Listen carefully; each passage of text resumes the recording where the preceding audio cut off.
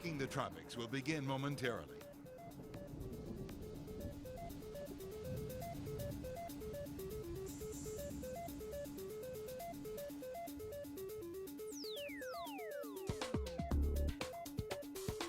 Hey there, folks. JB Buno here with you live in your hurricane headquarters, getting ready for another edition, a Wednesday edition of Tracking the Tropics. On standby, we have Tracking the Tropics meteorologist Amanda Holly, and joining us from WSAV meteorologist Scott Roberts. You can use hashtag HeyScott, hashtag HeyAmanda, or hashtag HeyJB. We'll be taking your questions in a meteorologist Q&A coming your way here in about 20 seconds time on Tracking the Tropics.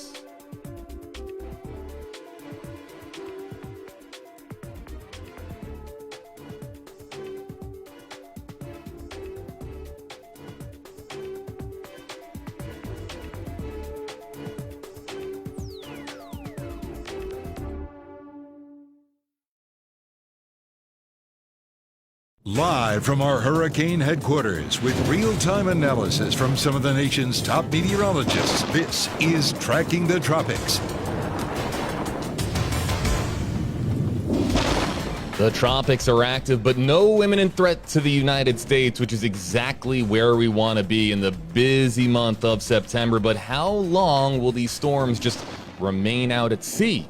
Our Tracking the Tropics team live with the latest, plus to answer your questions in a meteorologist Q&A here from your hurricane headquarters. Hey there, folks. JB Buno here with you live. Great to have back on the program from WSAV, our sister station. Scott Roberts, meteorologist, joining us there on the right side of your screen. Our Tracking the Tropics fans, of course, know Scott well from his work there in Georgia. Also standing by is Tracking the Tropics meteorologist Amanda Holly with the latest on a lot of activity here in the tropics. We're going to get to your questions and comments in a meteorologist Q&A. Really going to be looking for hashtag HeyScott and, of course, hashtag HeyAmanda. If you use one of those hashtags, we can feature your comment here live in this Wednesday edition of Tracking the Tropics. For the very latest, let's send things over to Tracking the Tropics meteorologist Amanda Holly here.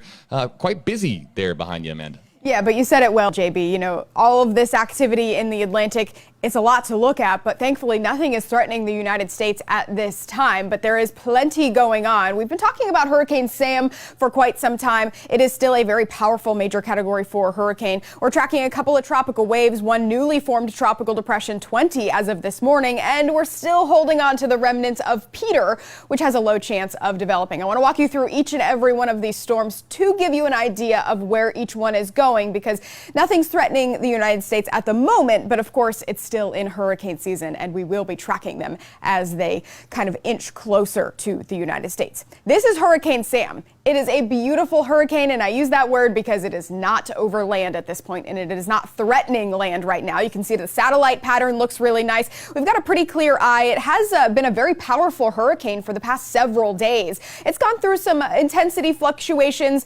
downgraded a little bit there, an increase in intensity. Maximum winds at this point are at 130 miles per hour. It's moving northwest at 9 miles per hour. So you can see these are the Windward Islands. Here's Puerto Rico just behind me, and you can see it's moving off to the northwest, so it's going to miss the Caribbean islands. And actually, we're going to see a turn to more toward the north as we get into the next couple of days. But it is forecast to stay a very powerful hurricane with just slight fluctuations in the intensity, but staying east of the United States. Bermuda may see some fringe impacts, especially in the terms of some high surf, some rip currents, and that will be the same for the east coast of the United States, but no direct impacts are expected. So that's good news. We're going to continue to watch it as it recurves back out into the Atlantic. Let's talk about Tropical Depression 20. This formed earlier today. This was a tropical wave that came off the coast of Africa a couple of days ago.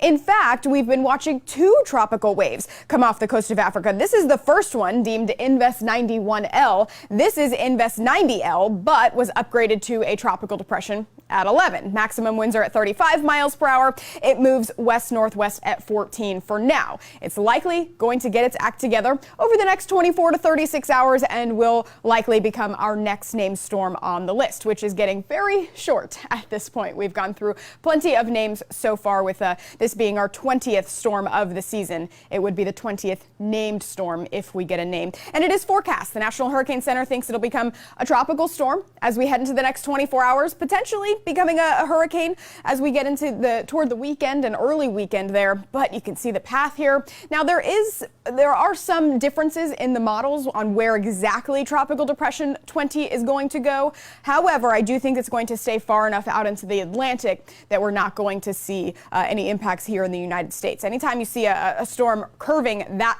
far north that quickly before it reaches the Caribbean, usually that is what we call a fish storm. So good news there. But of course, we're going to continue to keep an eye on it. Now, Invest 91L, the tropical wave that is just next to Tropical Depression 20, is this area right here. It has a 30% chance of developing over the next 2 and 5 days. We could see some slow development as this tropical wave continues off to the west. And I'm going to be watching that one very closely here because some models actually bring some of that moisture into the Caribbean. And I actually want to bring in WSAV's Scott Roberts right now because I want to get your opinion on this. Some of the longer range models do actually end up bringing this moisture into the Caribbean, which as we move into October, that's kind of where we start to look for tropical development.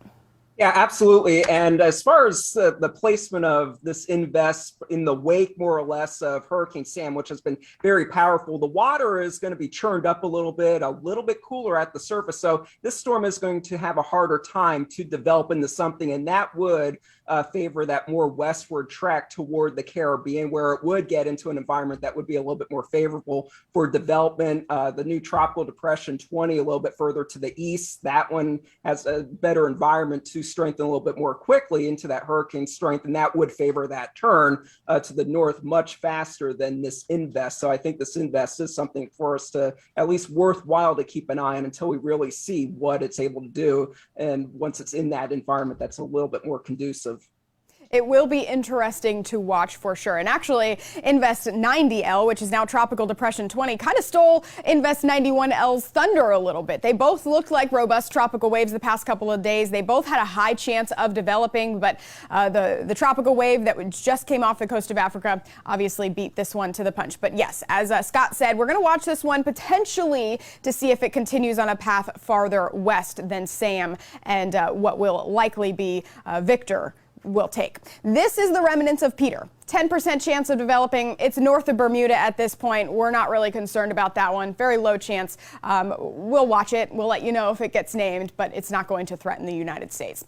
These are the forecast models for Invest 91L. Scott just talked about it. I just talked about it. There's a little bit of uncertainty on whether it will develop or not and on where it will go. That's the forecast models that we have so far. So certainly something to keep an eye on, but nothing threatening at this point. We've got plenty of time to watch it. Let's talk about these tropical names for just a second. We have gone through 19 of them, and we've actually had several hurricanes. We've had 4 major hurricanes so far, obviously Sam being the current major Category 4 storm, and we only have Victor and Wanda left. Obviously, we went through the names last year, and we went to the Greek alphabet. That's not going to happen this year. We're likely going to check these 2 names off the list with only 2 months, with 2 months left of hurricane season to go. We've got October and all of November to get through before hurricane season kind of really starts to die down. So we're likely going to check those 2 names off the list.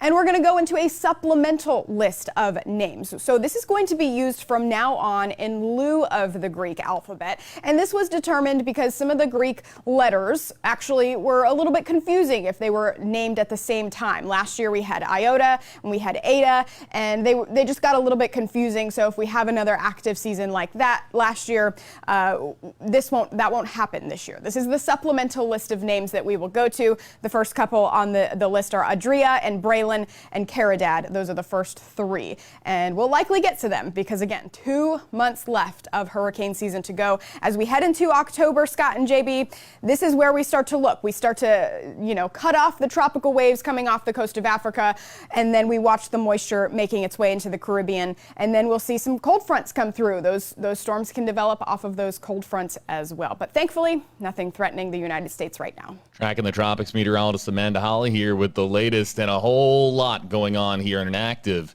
Atlantic here, folks. Let's get now to our meteorologist Q&A. Let's activate it here on the bottom of our screen here. Great to have WSAV's Scott Roberts here, joining us, everybody, on Tracking the Tropics. Amanda's going to be walking back over here and joining us here in your hurricane headquarters to continue taking some questions here. First and foremost, I want to let some of our viewers here know that I see that there are a lot of questions coming in pertaining to the news of the day. I will be, of course, trying to keep you updated on my social media platforms on the news of the day, but we're going to be here as far as taking your questions about the tropics, about what's going on right now in the Atlantic, and about where we are right now in the 2021 hurricane season. So, how this works: if you use hashtag HeyScott, hashtag HeyJB, or of course hashtag HeyAmanda, we can feature your comments here on screen. But Scott, let me just bring you in here. What do you think of where we are right now? We talk about this all the time as far as September being such a busy month in hurricane season, and so many previous hurricane seasons we said, man, wouldn't it just be great if so many of these systems just stayed out and remained out at sea? And here we are, we're getting our wish here, and it's almost like, can you believe it, that our prayers have finally been answered here as far as all these storms kind of staying out in the Atlantic, at least for right now? Yeah, it's definitely a nice change from where we have been earlier in the season, of course, with Louisiana getting hit, pretty badly over the past couple of years. But as far as the past couple of weeks and what we're dealing with right now, the storms favoring that quick turn to the north into the Atlantic, staying away from land, it's definitely a good sign of things. But it's definitely a situation with how active the season overall has been with development. We definitely don't want to let our guard down, because for any one location, it just takes one storm for it to be a bad hurricane season. Even when things are pretty quiet, you can have that one storm that could really be devastating.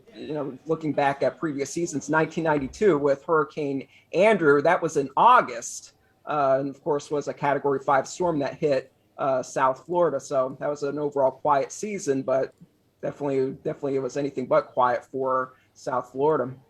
Amanda, this is exactly where we want to be. Right now, peak of hurricane season, absolutely. Every single storm out in the Atlantic, we can't complain about that. But yeah, we have had, kind of an active season to start. There's been a little bit of a lull in the activity for the United States, but we've got 2 months left to go. And as Scott said, it only takes one storm for one particular area to make it a bad area, to make it a bad season.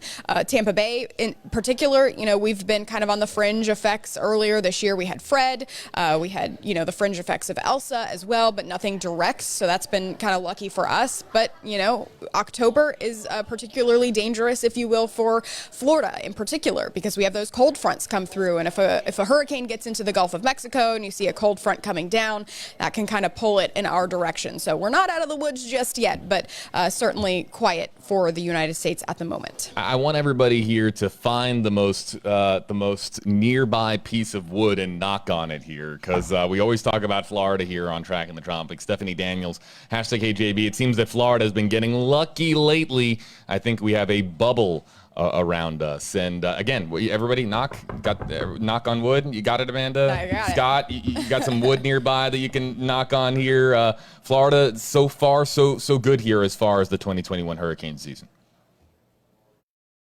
Yeah, it's been pretty quiet. I mean, the last time there was any major issues for Florida itself that I can recall was Hurricane Michael back in 2018, which was, of course, a Category 5 storm, and certainly not what you want to see. But when you do have an active season that's like what we've had the past couple of years, that just kind of increases the odds of something impacting somewhere along any of the coast for Florida, for Southeast Georgia and South Carolina. My coverage area just increases those chances. The more storms, you're bound to get something to hit land somewhere, anywhere, anytime. How about this question here just coming in from Christopher here, hashtag HeyAmanda. Any long-term forecast outlook? Hopefully some cooler temperatures on the way in both Florida and Georgia, where Scott is joining us from. Yeah, if we're cooler here, we're obviously Scott's bound to be cooler there in Savannah, Georgia.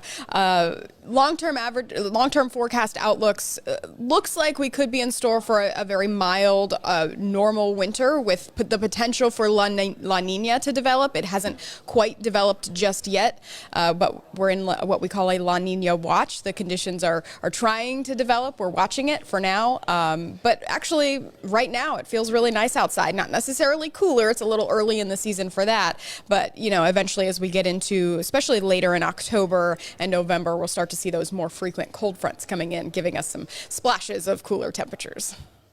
Scott, cooler temps would be nice this time of year, right? This fall is right here. Yeah, it's here. The past few days, it's been feeling pretty nice here in Georgia. We had a pretty strong cold front that really cleared things out. We had below average temperatures, but now we're getting to the swing of things where ahead of the fronts, we get pretty warm and humid, thunderstorms, all that kind of activity. We got the front coming through, and then that fall weather comes in, and they're just going to become more and more frequent. So that's something that a lot of people look forward to this time of the year around these parts of the country because of just how humid and hot it becomes with all that. Even though we're at the coast with the sea breeze, that still gets pretty sticky for us. We live for the brief moments of the less humid air. We do. We do. It's certainly nice. You walk outside and it's just, you just go, it just feels good, right? It also feels good to see that we don't have an active imminent threat here in the United States, because Amanda just brought up here in the center of your screen here, folks, the tropical climatology here as far as the month-to-month outlook here for of course, the hurricane season here. And you can see here that September and even into October, quite busy, and we have had a lot of tropical activity to report on, but nothing close to the United States as of the very end here, this final Tracking the Tropics episode here of September. But we've been, of course, racing through the alphabet here, and Jabbar Hassan here, #HJB, how does the supplemental list work? And this is now very, very new, so I'll bring Scott and Amanda up here. This is no more alphas and betas and zetas and iotas, all the Greek alphabet haters out there. This is now a big change.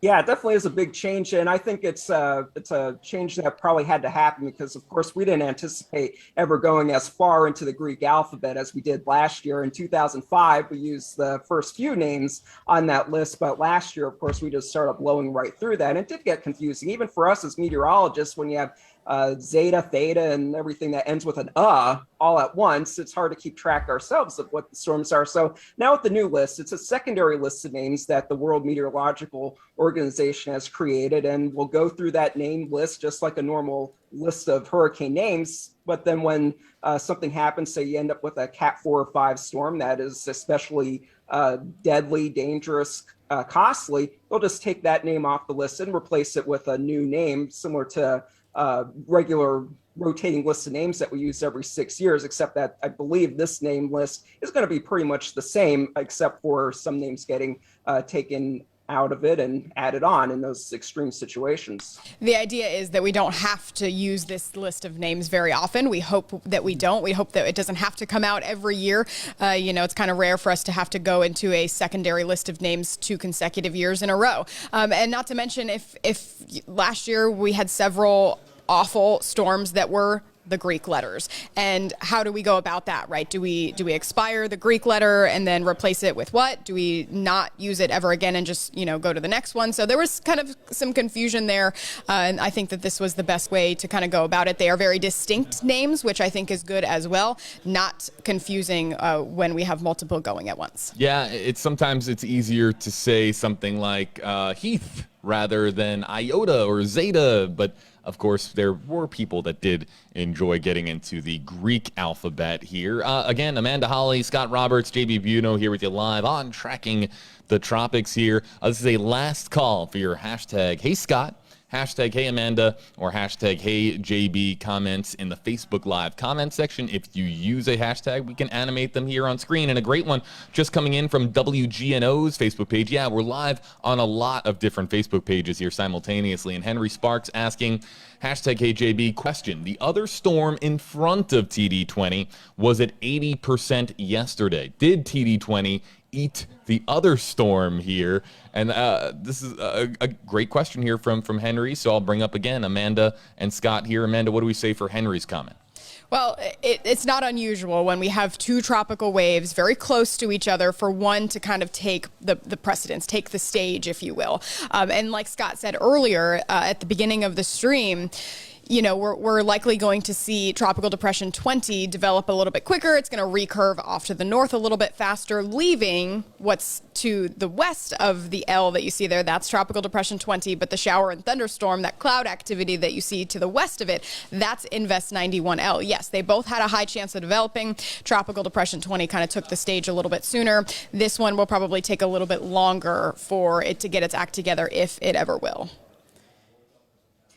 And that's probably a good thing overall to have one less storm to worry about. Except I think, like what we talked about a little earlier, that little tropical wave 91L there does have that better chance of making its way a little bit more westward, but it is going to be a much weaker area of low pressure as it does make its way westward. So that could help to lower the chances overall down the road for it to be becoming a major concern for us. So we can thank Tropical Depression 20 and Sam for using up some of that energy in the neighborhood for that situation for 91L. How about this one that just came in here a moment ago? It comes from Fanny in our comment section here. It might be Fanny or Fani, hashtag KJB, hashtag Amanda. How do you figure out the hurricane name? So if I wanted there to be a hurricane JB, I don't think that they would actually do the initials, but if I wanted a hurricane JB, if somebody wanted a storm, not that you would ever want a storm named after you, or maybe you do, I'm not sure, but how do you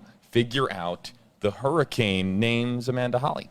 So the World Meteorological Organization takes the stage for this. They figure out the entire list of names. As Scott said earlier, we actually repeat each list every 6 years. So we have 6 lists of names, and we continuously use them. That's why, you've probably seen a Claudette before, maybe a Grace before. But if that storm is deadly or dangerous and very impactful to a certain area where it made landfall, we will retire that particular name. Then the World Meteorological Organization will decide on a new name to replace that letter. So obviously it would start with the same letter and just kind of slide into that little placeholder.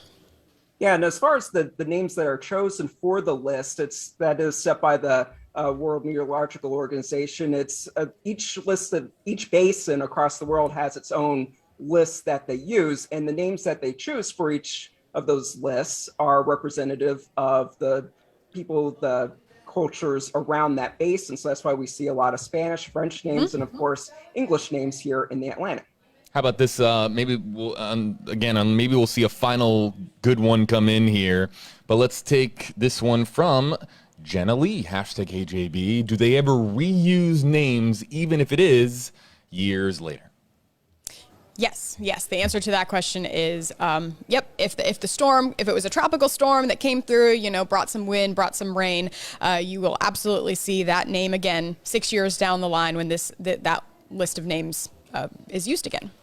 Yeah, pretty much until there's a reason to take it off, it's going to stay on the list. So we won't ever see a Hurricane Michael again. We won't see an Ida likely again that we obviously saw earlier this year with Louisiana. So those are the types of storms that we retire. The Katrinas, we'll never see that again. But prior to that storm hitting New Orleans, we had seen Katrinas before.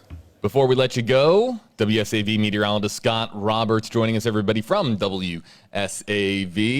Floor is yours. What do you think of the 2021 Atlantic hurricane season? What are you going to be monitoring here in the weeks and months ahead?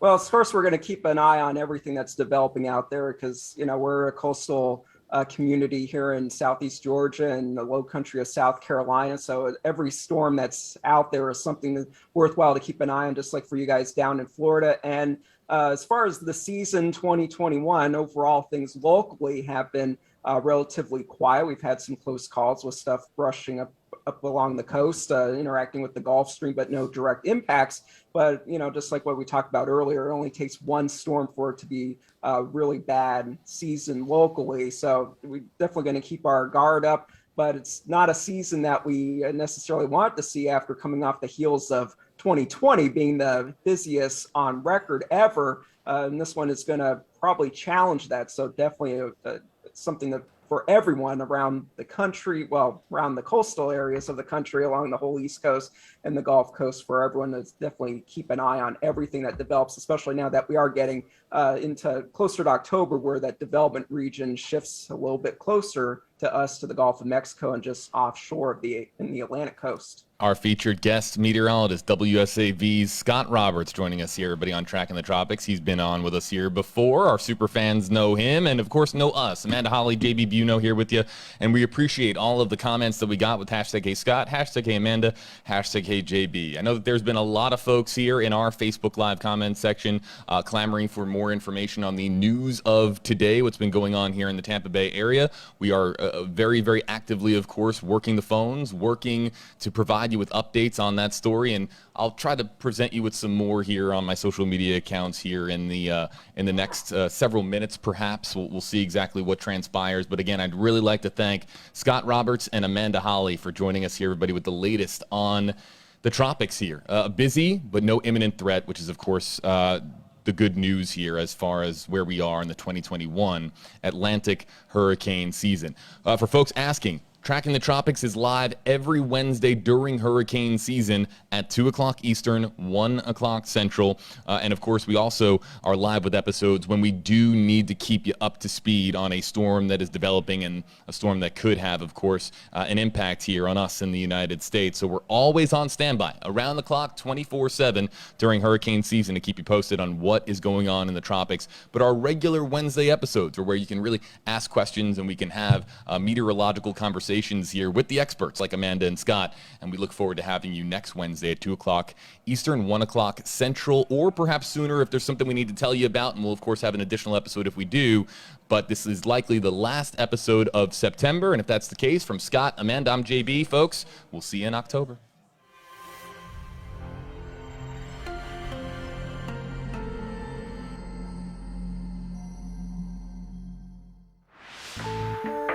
Thank you for watching Tracking the Tropics.